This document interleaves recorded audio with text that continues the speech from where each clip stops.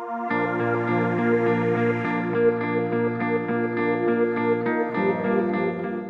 now invite Dr. Virender Bangru for introducing the concept of the seminar. Vanakkam, good morning to all of you. Dignitaries on the desk, Professor Shiva Kumarji from Shanti Niketan, Professor C.K. Ramayaji, Dean Electronic Media, Dr. Sanjay Jaji, Regional Director, IGNCA. It's a great pleasure to be part of this deliberations over here. I am from Indira Gandhi Center for the Arts. I don't think you will be knowing about IGNCA as such, and this is not the first collaboration with IG in this Pondicherry University. Earlier also we have done collaborative programs with this electronic media. A little bit about this, our center, Indira Gandhi Center for the Arts. This Indira Gandhi National Center for the Arts, it is situated in national capital in Delhi. And this is visualized as a center encompassing the study and experience of all the arts, each form with its own integrity, yet within the dimension of mutual interdependence, interrelated with nature, social structure and cosmology. The arts here have understood to comprise the field of creativity and critical literature, written and oral, the visual arts ranging from architecture, sculpture, painting and graphics to general material culture, photography and films. Recognize the need to encompass and preserve the distributed fragments of Indian art and culture. A pioneering attempt has been made by IGNCA to serve as a major resource center. We have a big library where we have the focus is on the humanities and other related art forms. Apart from this, the library as a resource center, we have galleries on anthropology and also a photographic gallery of Raja Deen Dayal in our center. And we have got a very good photographic archives which you can study. You can visit our center and study. Apart from the center at Delhi, we have regional centers. Southern Regional Center that has come up at Bangalore, and we have a center at Varanasi. Center at Varanasi and center at Guwahati. Apart from that, there are centers coming up at Thrissur, in Pondicherry, Puducherry, as well as in Jammu and Kashmir. So coming to today's topic, this Rabindranath Tagore, Gurudev Rabindranath Tagore, on 150th anniversary, our center did one exhibition and series of programs related to the Gurudev Rabindranath Tagore, and at IGNCA we did this exhibition, and this was taken later to various parts of our country at 10 different destinations in India and abroad also on Gurudev. Now this Gurudev, we have got a good collection of books on Gurudev, and also one of the collection was gifted by Dr. Krishna Kripalani. He was married to the granddaughter of Gurudev, Krishna Kripalani. His collection is with us, and in this collection there are some rare photographs of Gurudev and also books and other literature in our center in IGNCA. And apart from that, we have the good collection of grand collection of Elizabeth Brunner. Elizabeth Brunner and his mother Elizabeth Sayers Brunner, they both studied at Shanti Niketan, and their entire painting collection is with IGNCA. And in this collection there are paintings of Gurudev Rabindranath Tagore. So this is how we started this journey with Gurudev, and we have been to different parts of the country, and at every place we encountered connection with Gurudev. And here later in the day I'll be showing a visual journey which we encountered, going to different parts of the country, meeting and interacting with scholars and peoples. Once we took the exhibition to different parts of the country, and that there people came forward with their own collection which they possessed about Tagore, about their memories related to Tagore. So that we are compiling, that we are collecting. And I believe, I am from Kashmir, I belong to Kashmir, and Kashmir had been connection with Gurudev also. Gurudev once spent a fortnight in Kashmir. He travelled the entire length of Kashmir. He travelled in a boat, and then he writes about his memories, that he has the memories while travelling in Padma river, in Padma boat also. He penned down a lot of his literature in Padma boat. That is there, that is recorded. And all these things, then from Kashmir, I landed in Puducherry, and talking about Gurudev, he also landed here. he wrote once a poem, Namaskara. Namaskara, he wrote poem, and then he recited the same poem when he visited Puducherry, Pondicherry, and he recited it to Sri Aurobindo, this poem. So there is connection all over India, not only in India but abroad also. Gurudev had been to entire, had been to made number of journeys. He built cultural connections. He was in a true sense a cultural ambassador. At times when we were in the shackles of slavery, and he was propagating our own culture, our own thought, this thought process all over the world. So he was a great visionary in every sense, a great visionary, and his poetry collection, on his collections, he got Nobel Prize. He was the first Nobel laureate of the Asian subcontinent, and later on we have many Nobel laureates from this country also. So he made landmarks in number of fields. So as I told you about his poetry, then in paintings also. He started painting when he was at the fag end. At 67, 68, he started painting, and till his death, he painted more than 2,500 paintings. And the bulk of the collection is in Shanti Niketan. And we have a great scholar, Professor Shiva Kumarji, with us. He'll be talking about his collection, his painting as such. And I can say that he was the Bhishma Pitama of the modern art movement in this country. I visualize like that. And later on we'll see his modernistic approaches being followed by other artists in this country. So a great visionary, artist, poet, a multidisciplinary approach he has got to deal things and to visualize things. So he's celebrated not only in this country, all over the country, all over the world. In fact, he is celebrated, and I believe that his relevance is for tomorrow, is for days to come, and will be more talked about, more celebrated even after 100 years. He was a cosmopolitan, and he visualized this. We talk of Vasudhaiva Kutumbakam, that the world is one, and he was the person. He really took it forward and marched ahead, propagated this same idea, and his relevance of his teachings, relevance of his creativity is for days to come. And we have to learn a great deal about him. And lot of literature now is coming in front of us in different languages as such. Earlier it was confined to Bangla, then a lot of his translation came during his lifetime. And will be surprised, I was talking to my friend in the morning, that most of his translations a decade back was not in English, it was in Spanish. Now a lot of literature, a lot of translations has been there in different Indian languages also. It has come up. So this is the opportunity to interact with our learned scholars and to know more about this great personality, a multi-talented personality, a great guru, Kavi Guru, and we need to delve deep in his writings, which we need to research upon, and there's an ocean of wealth there in terms of knowledge that need to be decoded and put it into practical use for generations to come. I thank Pondicherry University and my center, Indira Gandhi Center for the Arts, to give this opportunity to take this exhibition to different parts of the country, and also to interact with the students and scholars all across, so that the message goes to different corners of this country. Thank you very much.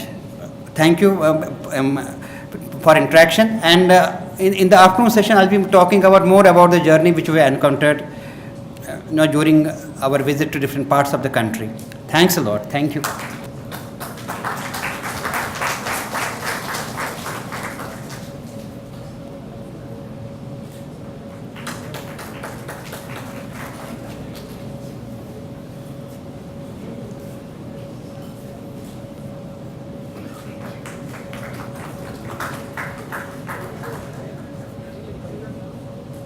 Very good morning to all of you. This is the first function actually which we are organizing between the IGNC and Pondicherry University. Last year actually we have signed one MOU between these two institutions, and in this we were supposed to actually organize this for long back, but somehow because of some issues it was delayed, and now it is taking place. And I have a pleasure actually in introducing the most honorable actually the scholar in this area. He is actually Professor Sivakumar. He is from actually from working with Shantini.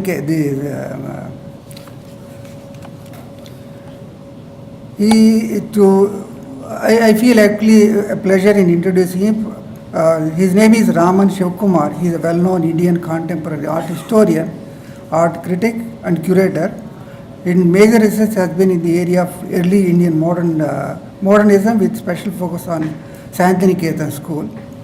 And Shivkumar is an authority of Tagore paintings, curator of his largest exhibition, and the editor of most comprehensive reference works on Rabindranath Tagore's paintings. And his education actually he had education in Pune, Kerala, and his final education actually he had in Santiniketan. And he has been working with Santiniketan for a long time, and he also worked as principal of that. And he had actually good number of awards in this. He was felicitated with the plaque of special honor by Dhaka University in 2013, and he was awarded as Ravindra Tattvacharya by the Tagore Research Institute, Calcutta, 2015, and he was awarded actually Pachimambaga Bangla Academy for his book named Ram Kinkar Baij, a retrospective on that. He was given award in 2013. Like actually several awards he had in this area. And he is actually having a good number of memberships, international, and is also committee member of several of the national, international bodies. Member and advisory committee of National Gallery of Modern Art, Delhi. Member of the Board of Studies, School of Art and Aesthetics, JNU, New Delhi. Principal, Kala Bhavana, 2008 to 10. And he was nominated as actually eminent art historian to the General Council of the Lalit Kala Academy, and member of the committee appointed by the government of Kerala for the improvement of education in Kerala, and advisory committee of Lalit Kala Academy. Like that, actually, he has several credentials and memberships, both national and international bodies. And actually, he has curated about 8 exhibitions, which are actually worldwide, not only India, worldwide coverage, and published about 17 books. And I have a pleasure in introducing him to you, and I thank actually him all by the bottom of my heart actually to come all the way to Santiniketan here actually deliver the talk on Rabindranath Tagore. And we were discussing, of course, you can imagine him, because he is going to talk extempo on Rabindranath Tagore means, and he is the authority on Tagore, of course. That's the reason actually we called him, but we're going to hear him, of course. Before actually his lecture, we would like to honor the dignitaries on the dais. We have actually another eminent personality, Dr. Bangro, who is a friend of mine. He is from actually IGNC in New Delhi. He is actually one of our partners, of course. And he is the curator who is there. And we have commonalities working in the exhibition side. And much of it we'll be talking about later, of course, when he gives his lecture, of course. And the third person, of course, is Dr. Sanjay Jha, who is the local director of IGNA Center in Pondicherry, and who is instrumental in actually in collaborating and organizing this. So now we would like to honor with from our traditional style from our university side.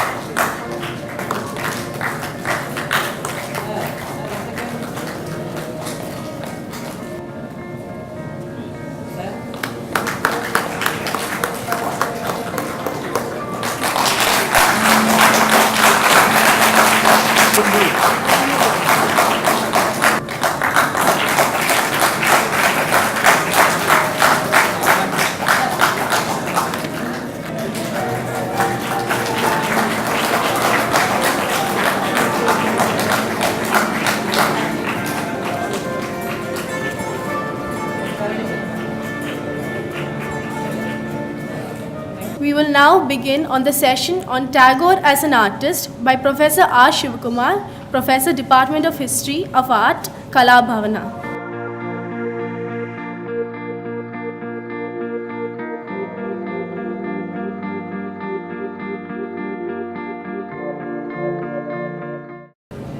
Good morning, everyone.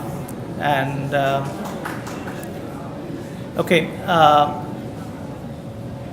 because my friend Uday Narayan Singh couldn't turn up because of the weather conditions, so I am kind of stepped up. I was supposed to talk to you in the afternoon, so I have been pushed forward, so I'll talk to you now about what I was supposed to do in the afternoon, the artistic legacy of Rabindranath Tagore. It should have come after Professor Uday Narayan Singh would have talked to you about Rabindranath as a writer, which would have been in the fitness of things, because Rabindranath, as we were just told, began to paint rather late in life after a long career as a writer. And if you read through his writings, he always loved to call himself as a poet.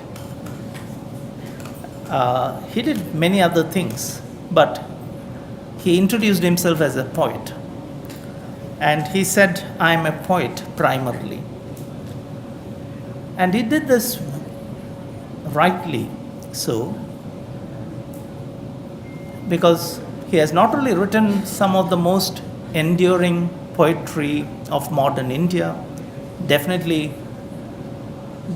some of the most enduring poetry in Bengali language, but in the process of writing these poems, he has also recast the Bengali language itself. Now, we cannot say that many writers do that. We use language, we all owe to the language our ability to speak and what we manage to communicate.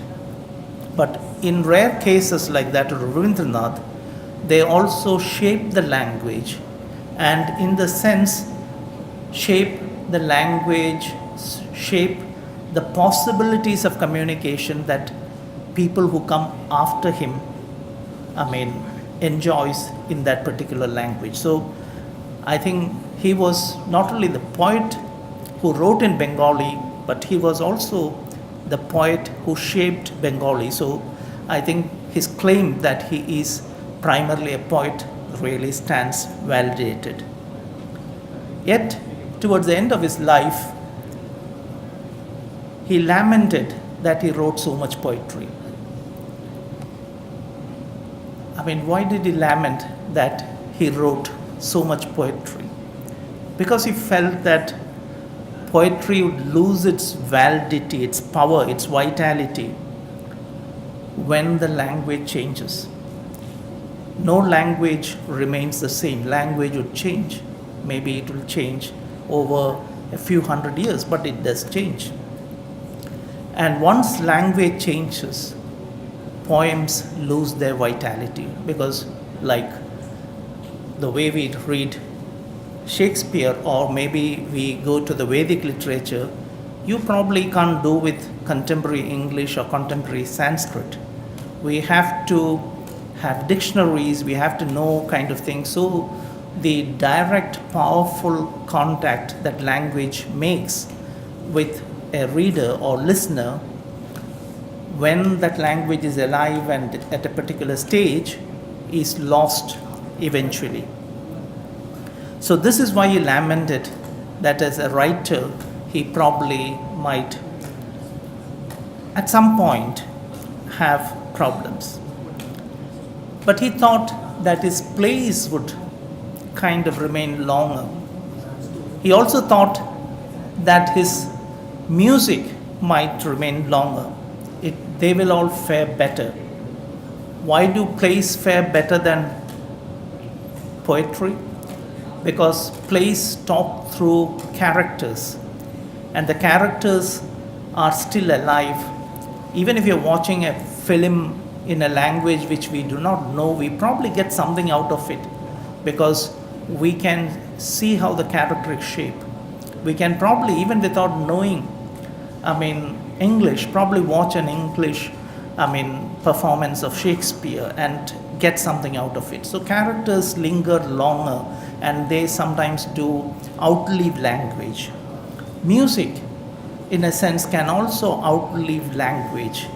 We all enjoy music in other languages which you don't understand. So music also has this quality. But he thought his paintings might outlast all these things. His literature, his plays, his music. Probably paintings will do much, much better.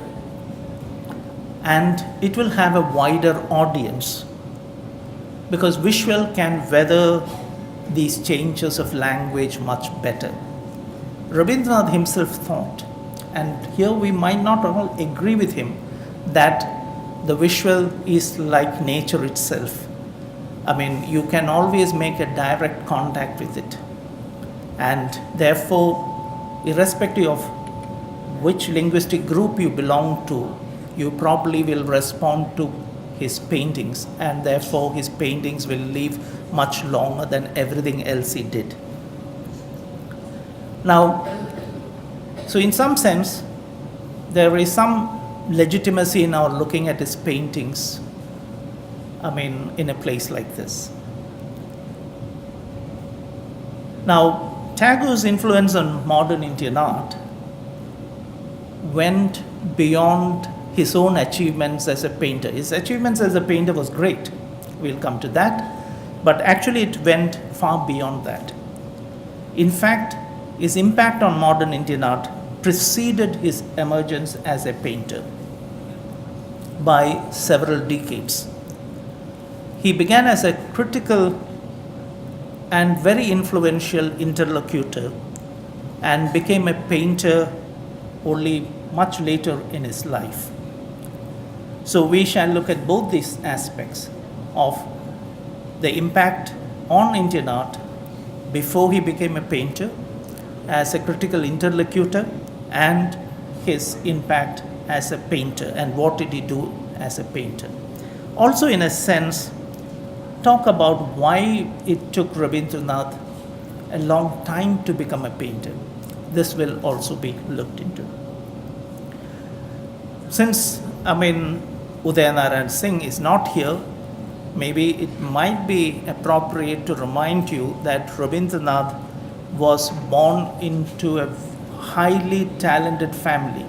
Of course, he is the best known, but each member in that family was exceptional. Others probably didn't gain as much importance as he did, perhaps because of him, because he's so well known. It's like all the smaller stars have been completely wiped out by his presence. But many people in that family were extremely talented in many areas, in philosophy, in music, in painting, in all kinds of things you can imagine, in lots of things that people who invented or participated in inventing, say, shorthand, for instance, his brother did. So there were so many things that they did. Of course, in theater, in dance, and all that, and he did. And he actually learned from them. Most of us know that he didn't go to a school very long. He disliked formal education, and his dislike for formal education didn't mean that he didn't learn. He probably learned much better than most of us did. He had a better education than most of us did. And the education was in his house, in his home. Because all his elders, he was the 14th child, the youngest, and everyone before him was extremely talented. His eldest brother was a philosopher, mathematician. He was interested in what now we call origami, and there are umpteen books where he writes and calculates and works out the mathematics for many of these things. And he wrote some wonderful poetry which influenced Rabindranath himself. His other brother was the first IAS or ICS in India. I mean, the first Indian to be an administrative officer in the British kind of thing. But he was also a Sanskrit scholar. He translated from Sanskrit. So you can see that the third brother, who also was extremely influential on him, was a theatre person, a musician, and it is from him that he learned a lot about music, composing music, I mean, of acting, of writing plays, and so on. So each of them contributed something to his growth. And his sister was the first woman novelist in India. His sister-in-law probably developed the way Indian women wear saris today. So you can see this family was exceptionally talented in so many areas. There was nobody who was left out and who didn't have something of this. And his education was participating in all these activities. That was his university, if you may say so. And by working with his elders, he trained himself. And by the time he was 25, he was well known as probably the finest young poet, playwright, and songwriter and singer. Of course, he has a wonderful voice. It broke after a while towards the later part of his life, partly because in all the national gatherings, he had to sing at the top of his voice without a mic, and in the process destroyed his, thing. So he was a fine singer. He composed more than 2,300 songs. And I would say he was the first fusion musician in India, because he took musical ideas from all across the world, including, South India. When he visited Pondicherry, there was a very young girl of 8 years who sang for him, and he was so enamored by her music, he managed to take her with him to Shantiniketan so that he could listen to her songs. She later became the famous Savitri Krishnan, who sang some of his finest songs, and also he used her talent in the sense listening to kritis by Tyagaraja, Muthuswami Dikshidhar, and so on. He was inspired to write his own things in the same melodies.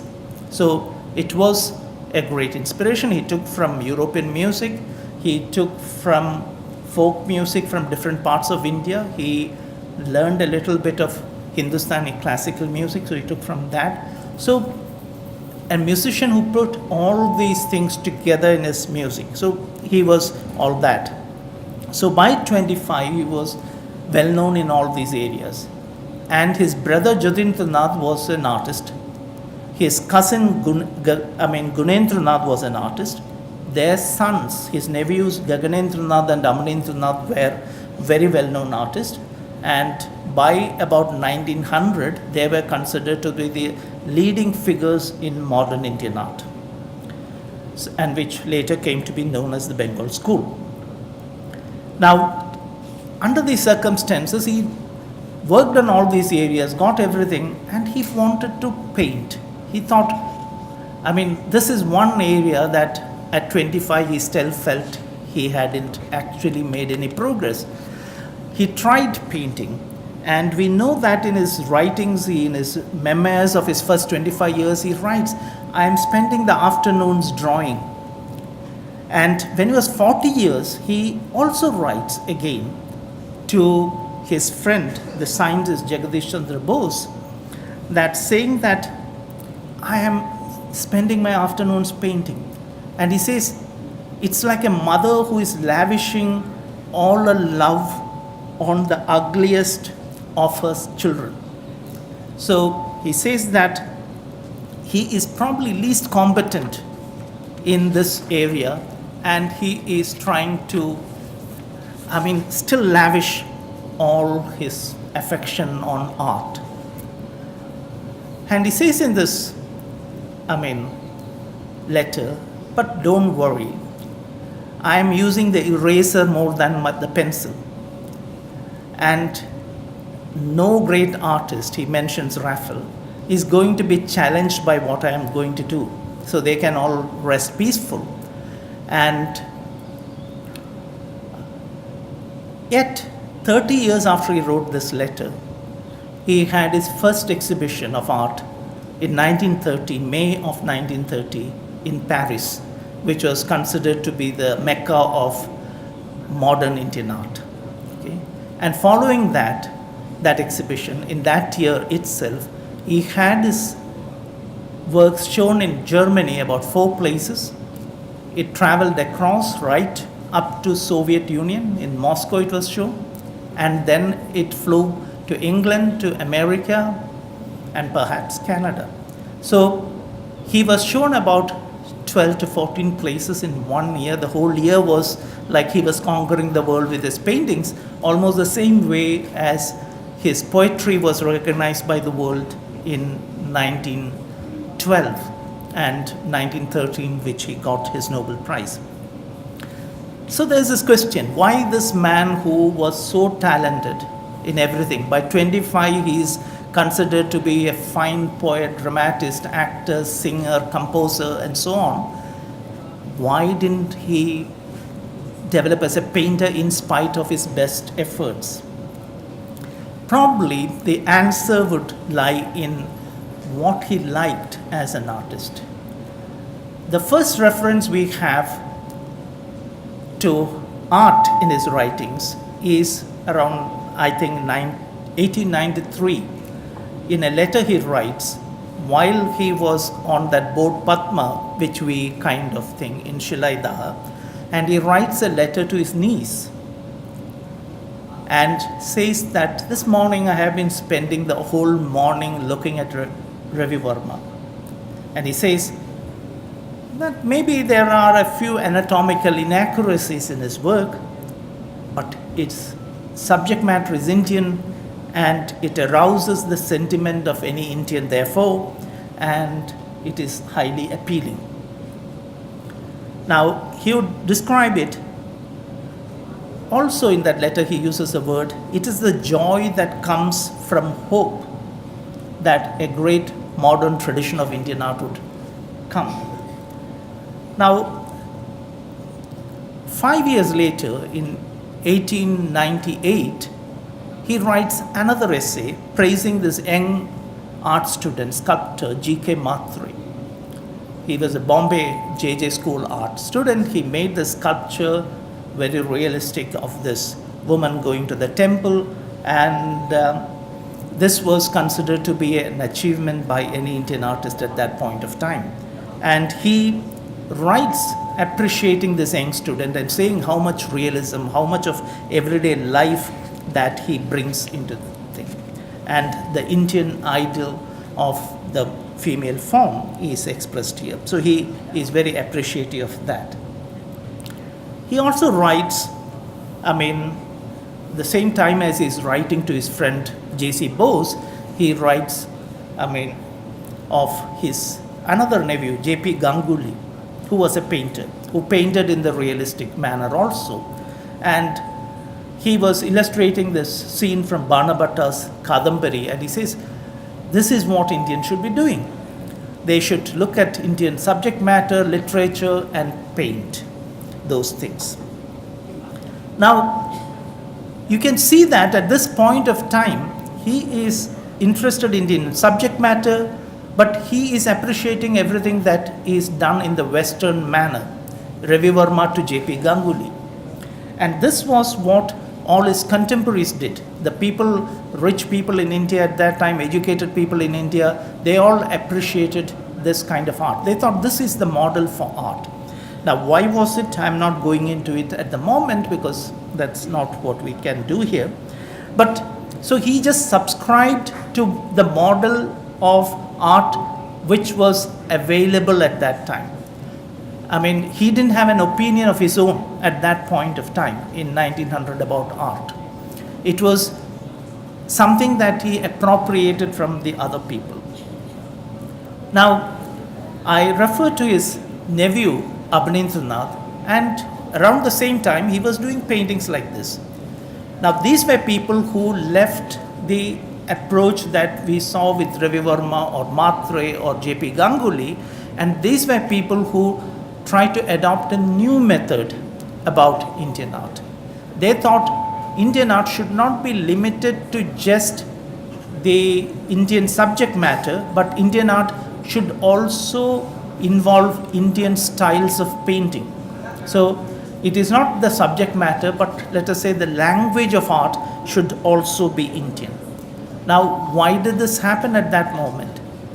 The Swadeshi movement, the first nationalist movement in India, was beginning to take shape. And Rabindranath, who was trained in the Western academic method, under its influence, began to think that why should I be painting like a Western artist? Why can't I paint like Indian artists who were there before the Westerners came? So he studied Mughal painting and he tried to adopt everything. There are still elements of European art in his work, but he takes the miniature format, he kind of gives this shape to the kind of thing. So he adopts various things and he does this. Another work, of the same period, he also adopts something from Japanese, painting, the techniques. And this is an illustration to Kalidasa's Meghaduta, okay, the banished Yaksha. So he is going to Indian subject matter, he is looking at Indian art and also to some extent at Asian art and trying to evolve a new method of painting. Or his slightly later work, around 1906-7, of the Rubaiyats of Omar Khayyam. Okay? And so, I won't go into detail. He was a wonderful artist. There are many things to be talked about him, but I'm not going to talk into all these things. But Rabindranath was not fully happy with this. He was not completely happy with this kind of painting. What was his criticism of these artists?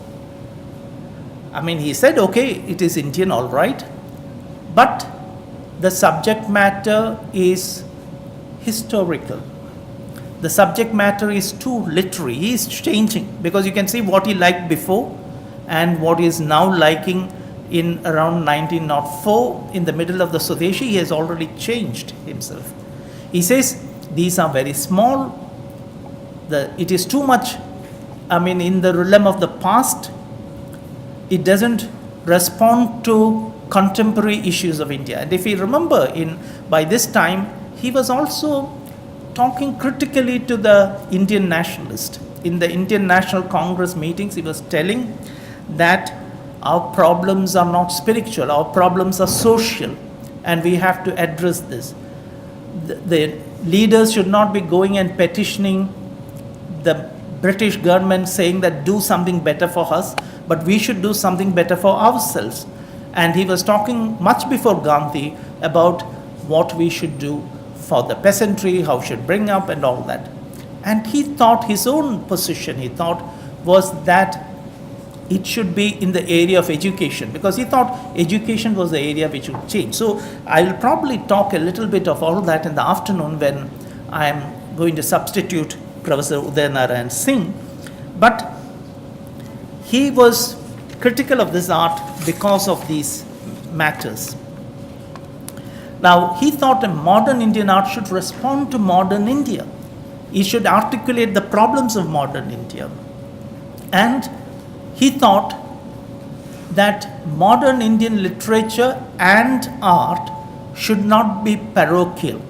He believed that Bengali literature was already moving out of that parochialism, but Bengali art was to some extent still parochial. So we have to move out of that parochialism if you want to build a new India. So this was some of his criticism. And his idea was about cosmopolitanism. Now he tried to inspire these artists to do something in that area. This is a work by Gaganendranath which Rabindranath got him to illustrate his memoirs, his own autobiography, Jivan Shruti. And he said, you illustrate this book. And it was a way of Rabindranath making them face new things. He asked Rabindranath to illustrate his play Chitrangada. He asked him to illustrate one of his other poems called The River. So these were things which were not historical subject matter, but thing. In this case, Gaganendranath was only about 5 years younger to him. They grew up in the same house, amidst the same environment, amongst the same people. So when Gaganendranath was illustrating Rabindranath's memoirs, he was illustrating his own life too, because it's the same garden, it's the same gateway to the house, or the teacher, English teacher, coming in the pouring rain, because this was one teacher who came at 6 o'clock in the evening, because the whole day he has to learn something, although he didn't go to school very much. And the teacher would come in the evening to teach him English, and this man was so punctual that even if it was pouring, he would arrive sharp at 6 o'clock at the gate. So you have the English teacher arriving at 6 in the evening, giving no respite even if it's raining, or maybe just the tree in front of their garden. Now you can see that from what we saw earlier, from Mughal history, from Kalidasa to Roberts of Amar Khayyam, you're coming down to earth, to your immediate environment, looking at it, trying to represent this. This is what Rabindranath wanted. And this is what he learned as a writer. Because as a writer, he also came to leave when he went. He didn't want to go to the villages. His father forced him. But once he went there, he saw how the villagers lived. He saw their life. It changed his literature. He began to write short stories, and he became more realist in his manner. So this is what he wanted other painters to do. So after that, he called these young artists to his village where he was. So he called people like Nandalal Bose. Here we have Nandalal Bose sitting in a boat and sketching. He was an young art student at that time. So he called him in 1915 to this village called Shilaida and asked him to show him around. So he is sketching. So artists started moving from the city, thinking about history, trying to paint in old manner, to actually coming into contact with nature. And in 1916, when he visited Japan, he saw that there were many things that he was thinking about which was there in Japanese art already. Here you can see him in a photograph with the famous Japanese painter Taikan. And what he saw, Rabindranath isn't his brother, they were all aware of these artists. Taikan was in India in 1903, etc. But at that time, Rabindranath was not seriously thinking about art. But in 1916, he was already thinking about what should art be, Indian art be. And so he was thinking beyond what these people did. And one of the things he liked there was this grandeur, that it was, the works were, now this is a huge work. It's, on the screen it's a miniature, but if you put it, it will fill this whole stage. It's a large work. It's a screen of many parts, as you can see, and it would be maybe a little longer, or at least as long as this stage. So it's a huge work. So compared to what Indian artists were doing, these small miniature size paintings, this was large in scale. It looked at nature in, not abundance of details, but very focused. And in spite of lacking all those details, it gave a sense of the powerfulness of presence of nature. So this is what he wanted. It's a thing of a blind poet, worshipping the sun kind of thing. So he even wrote a long piece on this. He's saying it is like the first line of the song that you sang here, going from darkness to light, one of our old Vedic hymns. So it was this kind of a thing he thought the painting was trying to see. He liked other things. He saw that you could have another screen, large painting, with a single moth on it. This is something he liked. This huge space, and there is a little detail. So it's like you pay your attention to a small thing. Such a little thing would be lost. But the Japanese, by the way they did, they brought attention to small things, took away all the extravagant things. He thought Indian poetry was so full of sounds. It was so full of, overabundance. Whereas he thought the Japanese made these small poems, haikus, which is just one small picture. And he liked that. He liked this idea of space and focusing on it. It influenced everything that he did. in fact. He said about his songs that he says, when my song is sung in Calcutta, it is not that impressive because it is surrounded by clutter. But when I sing it in Shantiniketan, it's surrounded by this great open space and it sounds much better. So he thought this space, silence was all very important to make us focus on things and see them clearly. He thought, Japan was investing in the aesthetic education of people as no other country in the world has done. And this became one of the aspects he wanted to try out in Shantiniketan. And he started an art school. He called Nandalal to come and become the teacher of this art school, the main head of this art school. And this is a campus scene. This is the art school in Shantiniketan on an early morning, in spring, okay? And you can see the trees, the flowers, and so on. But what I want to draw your attention to, this tree in the front. That was a tree that Rabindranath gifted to his favorite student, Nandalal Bose, who has now become the head of this institution. It was a bonsai. Nandalal brought the tree, planted it there, and it grew back into this large thing. Okay. Now, this is the difference that Shantiniketan brought to Indian art. It transformed the bonsai back into a large tree. From miniature paintings, it moved to things. This is Nandalal's early work.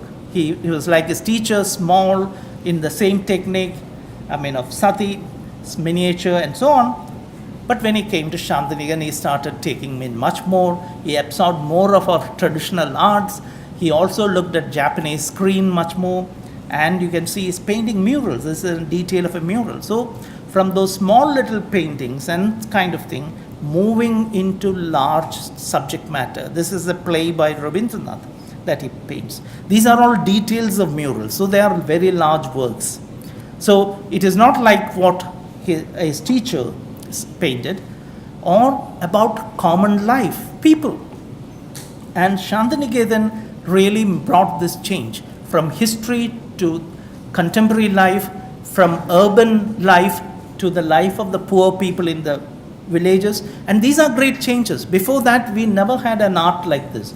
We only had art, great art, but art about gods, art about kings, art which was monumental, but not about ordinary people. On a rainy day like this, the villagers walking for work, the farm hands.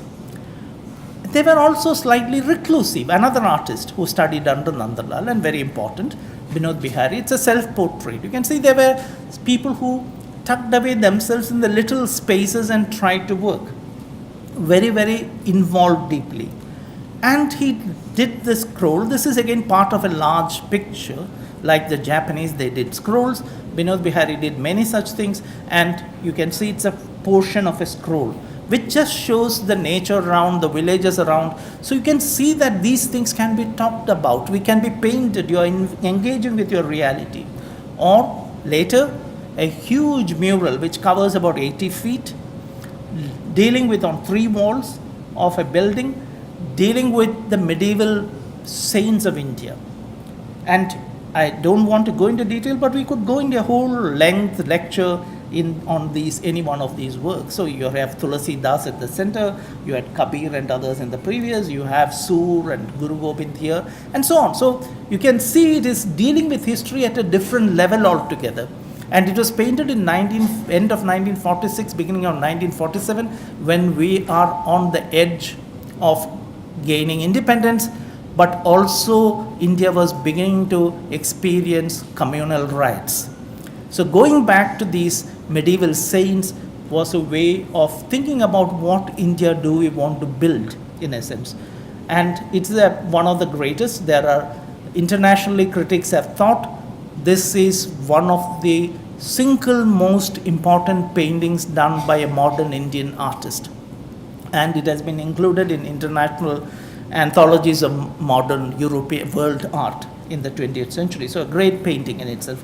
But Also, another artist, the third artist I would like to focus, Ram Kinkar, who did these things, sometimes small things, but you can see, again, I mean, something that you might be able to appreciate today on a rainy day like that, a windswept, I mean, rain-drenched landscape, rural landscape, okay?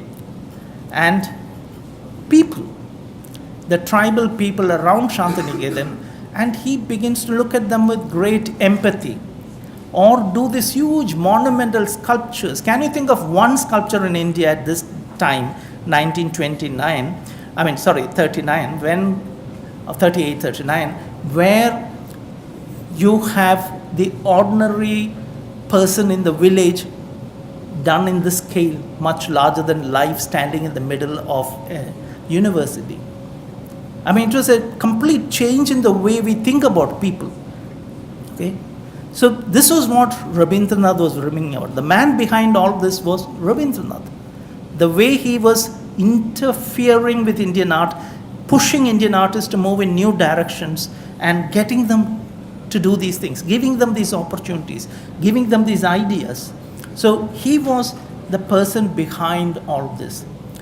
I mean, the one we probably know about, and this part of the world we know about, is the D.P. Roy Chowdhury Monument to Labour in the Marina Beach, which was done about 30 years after, Ram Kinkar's work. So it was a very, very important moment in kind of thing. Each one of these artists contributed tremendously to the growth of Indian art. Okay, and how did Rabindranath look at all this world art that he was bringing to his people?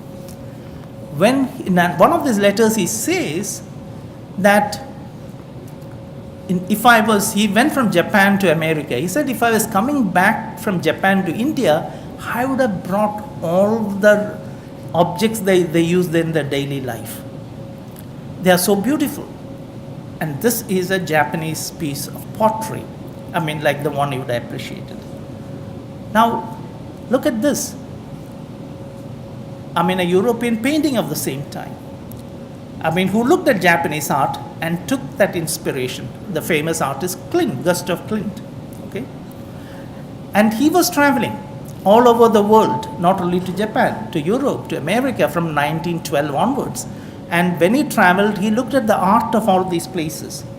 So he was seeing, and this is a huge painting like the Japanese, a screen, large screen. He saw there was something that this impact of Japan had on Europe, including in the way they wrote, in the calligraphy, in the kind of lettering it had, the Art Nouveau lettering. And when he saw this, he might have also realized something else. He himself could have done this. This is his signature. Look at these two things. The quality of image in this and the quality of image in this. So he probably realized that there is this visual element in the way he writes. It is itself has many aspects, rhythm, forms, the spacing of things. Now these are all things that you do as an artist. And he realized, well, I may not be able to paint realistically, but I have these artistic qualities. Seeing these was opening his eyes to many, many things. He also realized, as many modern artists did, that you might lose something when you are not realistic, but you also gain something. The first one on the top is the hands of the famous Mona Lisa. Very delicate, very elegant, and kind of thing. The hands at the bottom are drawing by Vincent van Gogh. And Van Gogh said, I don't want those beautiful hands. I want the hands of the peasant. I want people to realize this is the hand that dug the earth, planted potatoes, and then dug it up and eats those potatoes. So this is the hands that did this labor. Now you can see that if one gives you this highly sophisticated elegance of the human form, the other gives you that trace of labor that the human form carries. So Rabindranath, looking at all these things, realized, okay, you can do so many things with art. You don't have to be realistic. You have so much to do, And he realized that modern artists were also learning the same lessons as he was thinking. Picasso, he looks at African art and he was traveling across the world looking at them, and modern art as well. And he was saying that, look at these guys, they are learning from primitive art. And he was going to China, he was going to Indonesia, he was traveling to Europe. In the museums, he was seeing primitive art. He was buying books, he was looking at them, and he realized how this has various other things that Indian art probably doesn't have. Energy, vitality, great strength of emotional power that is being expressed. So many things that you can do with it. So why should art be of the same kind? Art need not be the way Ravi Verma painted. It need not be like the Indian artist in Ajanta painted. It can be so many other things as well. He also learned, like these artists did, this is Picasso and African sculpture. So like these modern artists learned, he learns certain things by looking at them. One of the things he learned is that you don't have to start with the image. You start with the material. You make something with the material and make that material look like something else. So you don't have to be Western art like Ravi Verma. You would have a person, you're looking at him and drawing exact likeness of the person. No. What Picasso is doing, like the African art, the other way around. You take a piece of cardboard, you cut it, you pin it together, and it begins to look like a guitar. So you are moving from simple objects and kind of making towards what an art historian calls from making to matching. Then it goes and looks like something else. So this is the way the African artist worked. And one of his most amusing things that Picasso did was this bull's head, which is nothing but a bicycle seat and a handlebar. There's no skill. He's not making it with his hands. He's just picking up two things, putting them together, and suddenly you see, okay, we have all ridden bicycles, but in the bicycle, this is not the configuration and we don't see the bull's head. But Picasso puts two things together. He makes you see the bull's head. So it is a different way of creating art objects. So this is what he realized when he went around the world and looked at all these art. He also had read about things. He knew, Kandinsky's book. He had a copy of the first edition of that book. He read it. And Kandinsky was writing in this book how probably you can have, his book was called Concerning the Spiritual in Art, which is arguing that all art need not be representational, it need not be mimetic, but it can be like non-mimetic, like music. You are trying to make an image through color and forms and shapes and so on. It's non-mimetic, like music is not mimetic. So it is need not be mimetic. So this was the other thing that he was trying to argue. And he saw this, he read the books, and he also realized somebody like Nandalal, this was Nandalal which he did for the Haripura Congress, for Gandhi. And he realized that even Nandalal is doing something like this. It's not very realistic. It is actually patches of little things, but the way he holds them together, they begins to look like a mother and child. It has all the rhythmic qualities that he can also produce and so on and so forth. So he was experiencing this. Now, I said in 1900, he stopped painting or trying to be an artist. But that didn't mean he didn't do anything. He started scribbling in his notebooks. When he wrote his poetry, he started all the corrections, he started linking them up and turning them into pictures. So this is one of the things. At least from 1904, we see this happening. Gradually, these scribbles became much more complex. You can see they are having rhythmic qualities, some visual qualities, and so on. And in 1923, at the end of 1923 or beginning of 1924, this is a page from his play Rakta Karabi. You can suddenly see that it's no more a little squiggle, but it is something which is a very furious looking animal. Okay? And you can notice that he has taken so many aspects from primitive art in this. He's not copying any time, but he was looking at them, internalized them, some about 1912, 13, he was looking at all this. After 10 years, he is now, this is all coming out through his pen now. I mean, somewhat, his main job is not to make a painting. He is making corrections in his manuscript. But the corrections engage him so much, and he makes various images out of them. And in 1924, he traveled to Peru, and because he was sick, he couldn't travel all the way to Peru, and he was stuck in Argentina, and there he was writing poems in a book called Purubi, and these poems had many of these things, and his hostess Victoria Cambo in Argentina, she looks at this manuscript and says, well, these have so much of visual quality in them, your scribbles, your doodles are actually like paintings. And she is probably the first who put this idea into his head that he actually has this painterly quality in his work.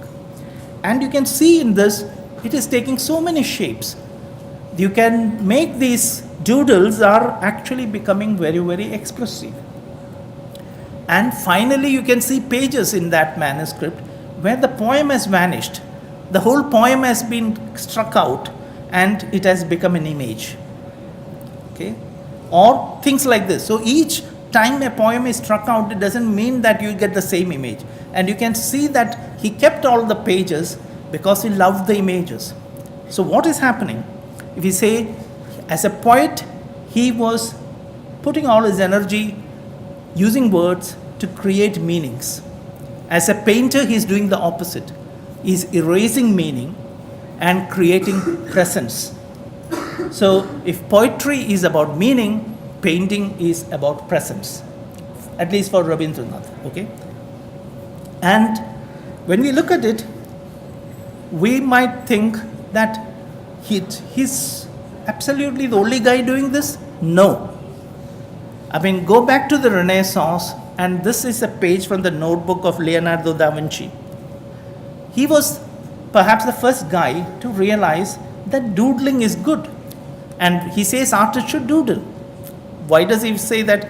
Doodle because it's like making your brain work, make you see images, quickening your imagination. So he said, besides doodling, they should look at fire, they should look at dam walls and project things. And when you can do those, we can see images, figures there. This mental exercise is a good thing for an artist.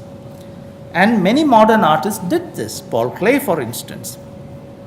Because the modern artists, not only Rabindranath, many of them were thinking that inspiration and imagination is as important or more important perhaps than skill of representation. So somebody like Paul Klee is making these wonderful things. Things are animated. They seem to be in some kind of a frenzied moment, some of them like animals, some of them figures, but they're animated, and you can see it's almost like writing in some sense. The Surrealist, about the same time as Tagore, was doing the same thing. The famous Spanish artist John Miro, or other artists like André Masson, I mean, again a surrealist, French surrealist, I mean, who were all working in doodle, and the American artist Jackson Pollock. So you can see a lot of them in modern period trying to reap the powers of doodling, try to kind of bring not only representational skills but other kinds of skills into their work. Okay? So Rabindranath, as a world traveler, was probably absorbing from all these things. And when it comes to painting, I mean, it was in 1924 probably Ocampo told him that, okay, your looks like doodles, look like paintings, but we don't have any signed work from him before 1928. So it took him 4 years to make this transition from creating images through doodling, which are where he had an artistic interest, to actually doing paintings directly. And these are some of these first things. And you can see what is happening in these things. He is transformed. when he was an young artist or when man trying to do drawing, he was comparing himself that to the work of Raphael. Raphael was this great artist of realism in the West. Okay. Now, when he is painting, he is just doing the opposite finally. He is submitting anatomy and form to rhythm and design. Just the opposite of what Raphael did. So rhythm and design becomes more important than form and anatomy. We don't have the anatomy of a bird, but we can all experience this bird seems to be in a hurry moving somewhere. I mean, it seems to be not slowly walking, but almost running. And it is determined, it is something going on in his head that is going to do, like we might see cartoon characters do today. And Rabindranath knew this because he was a poet and he was a musician, where rhythm and meter plays that role. I mean, it is not just the words that bring emotions, but it is rhythm and meter. And he knew how to use this to bring out these emotions, to communicate and so forth. So he paints these pictures. Sometimes he says these are animals that didn't just happen to evolve. It is like imaginary animals which didn't had the fortune to become real ones. And you can see they are powerful. They remind you of all the primitive art that you could have seen. It has the same quality. And sometimes they look like like a Chinese bronze vessel, but yet it is not like any Chinese bronze vessel we know. It sometimes look like, American, Canadian, art. But doesn't actually correspond to anyone. So he's creating his own version of that, of African, American, all these primitive traditions. Making them animate, making them kind of thing. In the process, discovering what we might say a method of creating visual metaphors. Like animals, now as I said, like in the cartoons, animate with human emotions, feelings, or like these. And what is it? Is it a bird? Is it a flower? Is it a dancer? It seems to be all of these things together. You are projecting one quality of one object onto another object. And this is the way that you produce visual metaphors. This was the way that Picasso did his work. Visual metaphors through cross projection of different values, kind of thing. Now, it's maybe something that we know is projected on something we do not know, and so on and so forth.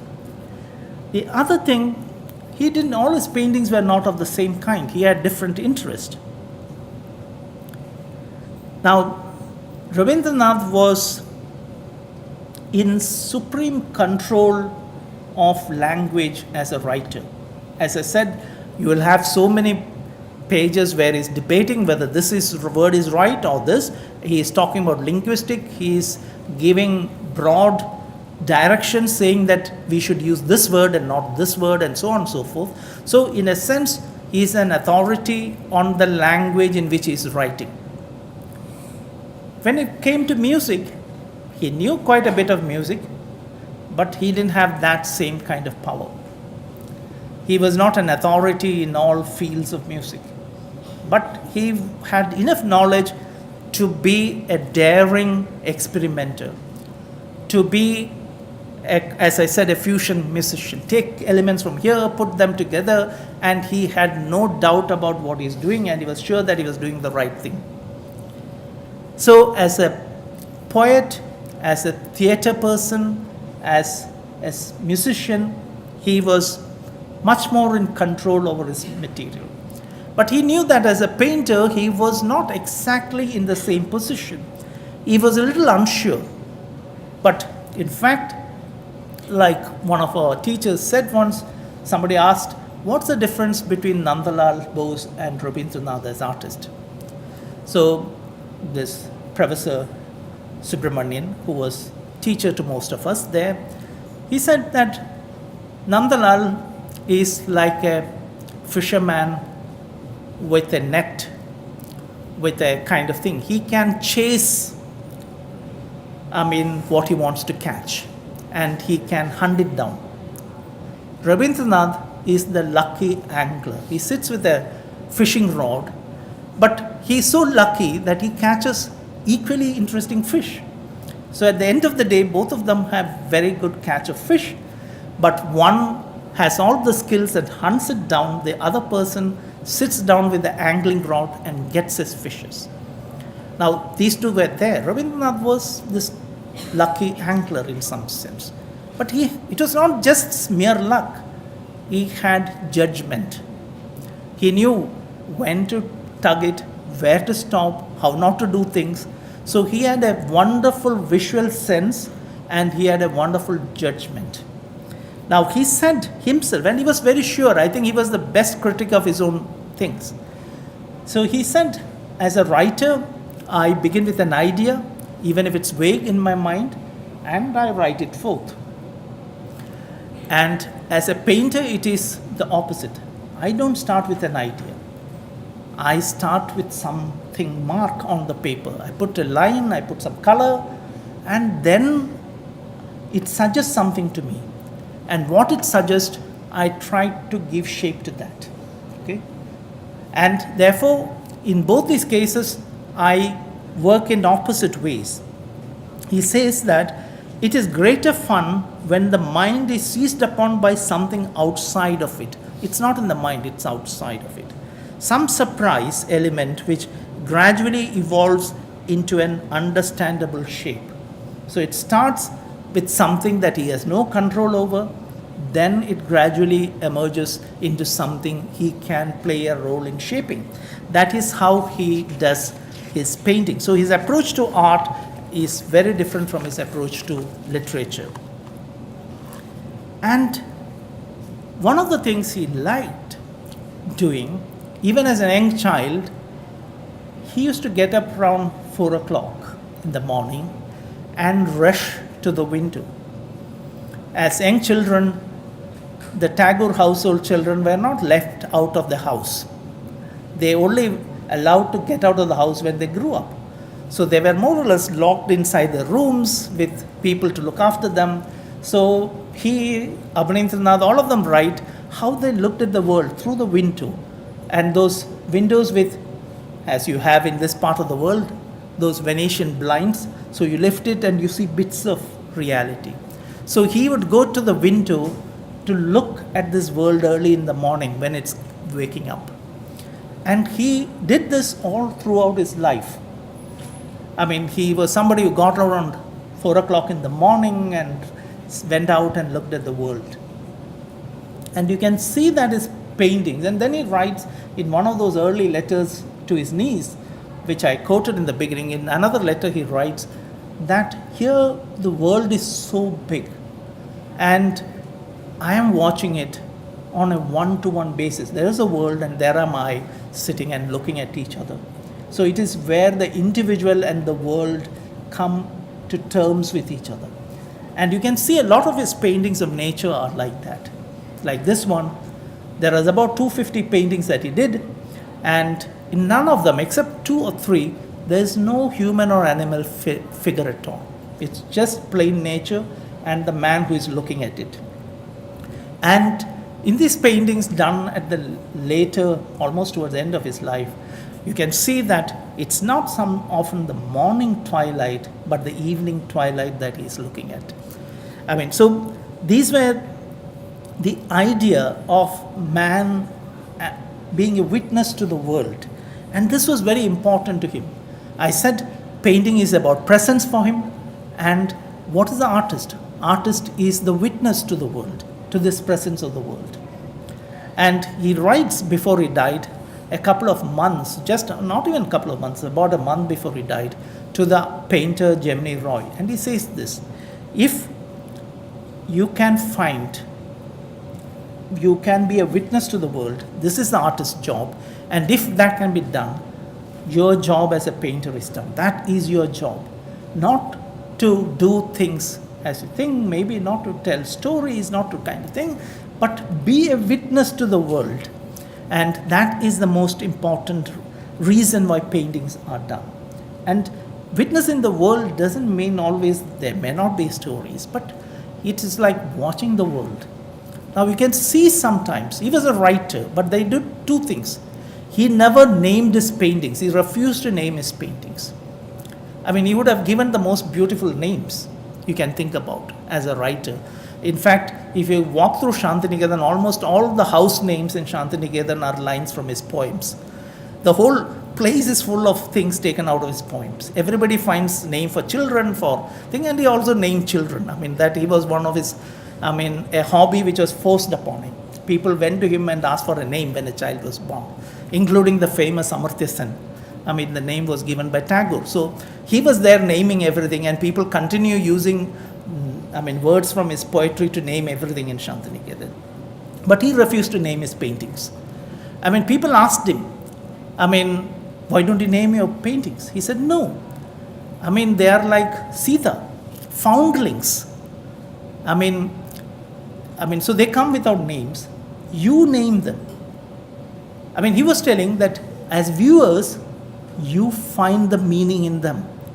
I'm not going to tell what they say. I found them. Now you take it and you find the meanings in them. And some of them are like this. There's no name, but you can guess. These two figures meeting each other, quiet. You can think about everything. You can create an environment around it. You can create your stories around it. Maybe like a still from a film. You can think about it. Or maybe things which are more down to earth. A group of old men, maybe let us say, sitting in the bus stop or in a doctor's chamber and talking to each other. He doesn't say anything, but I'm just suggesting. And it creates this world through light, through color, through forms. Or sometimes it may not be so simple. It might be rather something that make you think. So it is not mimetic. Mimetic kind of a thing is very simple.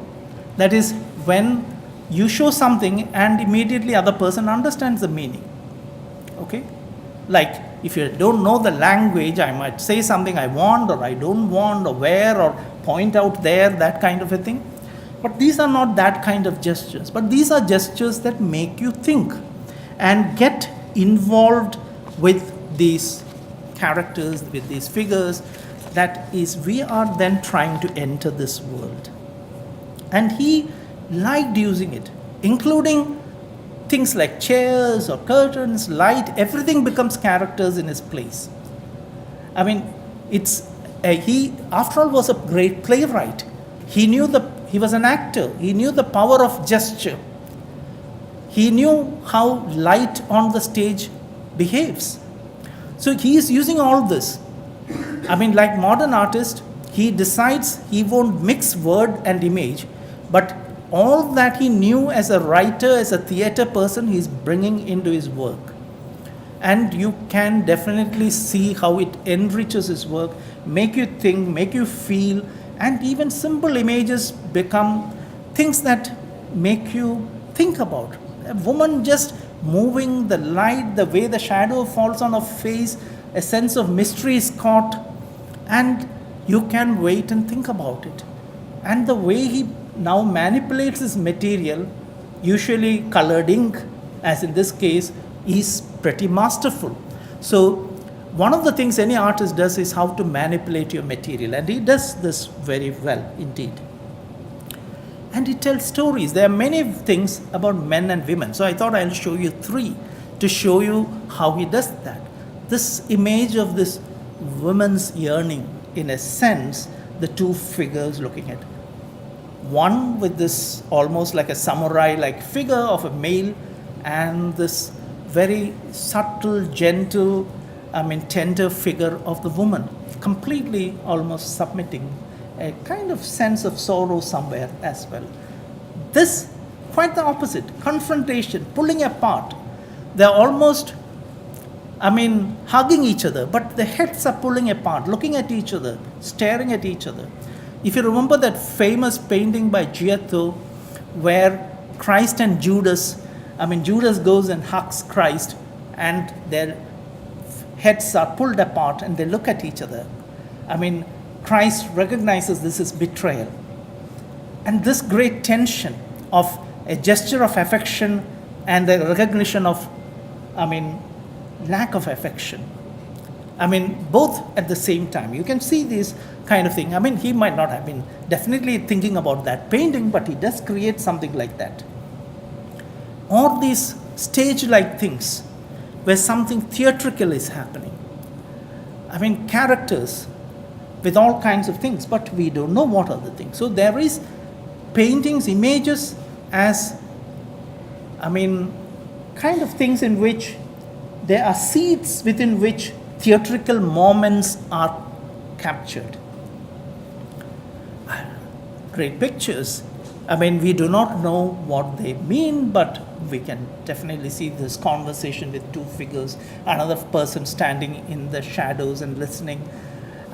All these create you theatrical moments. It doesn't create narration, but it creates theatrical moments. That is what image can do without words. So this great master of words, decides to create presence and suggestivity as a painter. Or this one, a pretty late one in his life. What does it show? We do not know, but obviously we can't miss the gestures. Now this is also true. The other thing he did was, each part of his life enriched him as a painter. We looked at how as a poet, what he knew as rhythm and meter came to play. We looked at what as a theater person, what his understanding of theatrical moments, gestures came to play. We can also see he was one of the greatest short story writers of the 20th century and a novelist. And what do you do there? You create characters. Using words, you create characters. And a large number of the works that he did were faces. And they are like characters. They are not like portraits. Usually we sometimes call them like portraits. But portraits are about specific people. In the beginning they were like masks. Then they become like characters. Not that there is no specificity about characters. Characters are all about specificity. A short story writer will be narrating how the face looks, how the man walks, everything. But it is not about how he looks, but what is he like or she like as a person from within, and how do you perceive that person. That is what characters are about. And you can see his paintings are about these. When you look at it, and sometimes in the books, they are a little misleading. They say all the eyes look like his sister-in-law who died, with whom, when he was saying he discussed literature and music and he was very close with and so on. I will show you pictures where they look so different. They are not about it. It's about people around him, characters. People from different kind of thing. The earlier woman was, elegant. She has this withdrawn kind of a thing. This man is not that elegant. He's probably shrewder than her. He has a more calculated kind of thing, not a withdrawn thing. Now all this comes through him. This woman probably is somebody who has suffered so much in her life. It is like putting the whole suffering of a lifetime into a small thing. Like if you remember the photographs that somebody like Walker Evans did of American sharecroppers and kind of people during the Depression. All their suffering into a face kind of a thing. Now, she is so much of doubt. There is huge suffering in her eyes, in her face. That look. Others are quite opposite. This man has been a very lucky person. He's jovial. Everything in his face tells us the sagging flesh, the abundance of that thing. He is a man who is absolutely been done well in his life. At least, he thinks he has achieved great, and he is quite unlike the previous person. Okay, he is just an opposite. And this man is grumpy. He is not happy with what life has given him. And maybe this man is completely shattered, fragmented kind of thing. So he is using these visual elements to tell you, give this, shape, voice to these people. So these are the people he might have watched, seen around him, all through his traveling in his daily life, and they are the people coming alive in his pictures. He also looked at himself. I mean, he himself was a character. And if you remember, he wrote from the time he was an youngster, teenager, he repeatedly wrote self-introductions. It is called Atma Parijay, introducing oneself. And the last one was written just about a year before he died. And there are about 5 or 6 these Atma Parijays. He was a man in search of himself. You are searching for yourself in this world. So there are these wonderful portraits that he did. I'll end with these. And they are all, the first one was so much like smoke. I mean, evanescent, and this like fire burning. Sorry. And this like a landscape on a day like this. It is in fact done on the 1st of Ashad when the monsoon starts. His whole face, this phallic face, is like with covered in this big,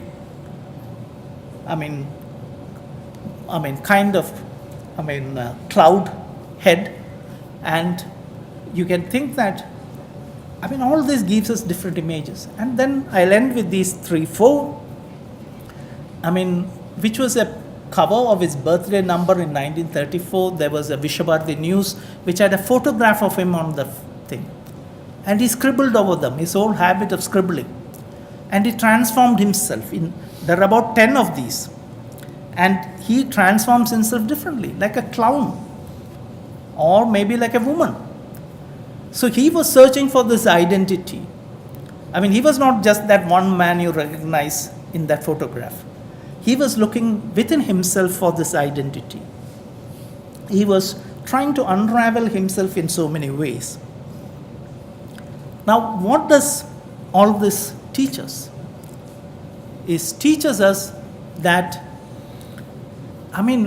all this explanation, stories, books, theories about the world and our encounters with the world is indeed very illuminating. But looking at the world, engaging with the world without words is also equally illuminating. You learn so much, you are transformed by that so much. So he is talking about this wordless encounter with the world, and that is what he's saying. And when he was old, many of the younger people thought Rabindranath was not modern enough. So in the late 30s, the young poets started rebelling and asked him, what is your idea of modernity? He was reluctant, but then he wrote an essay on what modernity was for him. So he wrote, if you ask me what pure modernity is, I will say that it is to see the world with dispassionate absorption, free of personal attachment. This seeing is bright and pure. There is genuine joy in such undiluted vision. That alone is lastingly modern. And then in the next paragraph, he adds, but this is not necessarily new. This modernity is not necessarily what we are discovering. He quotes the 10th century Chinese poet Li Po, and he says Li Po looked at the world with fresh eyes, and therefore he was modern. In a sense, we might also say that Rabindranath looked at the world with fresh eyes, and therefore he was modern. Thank you.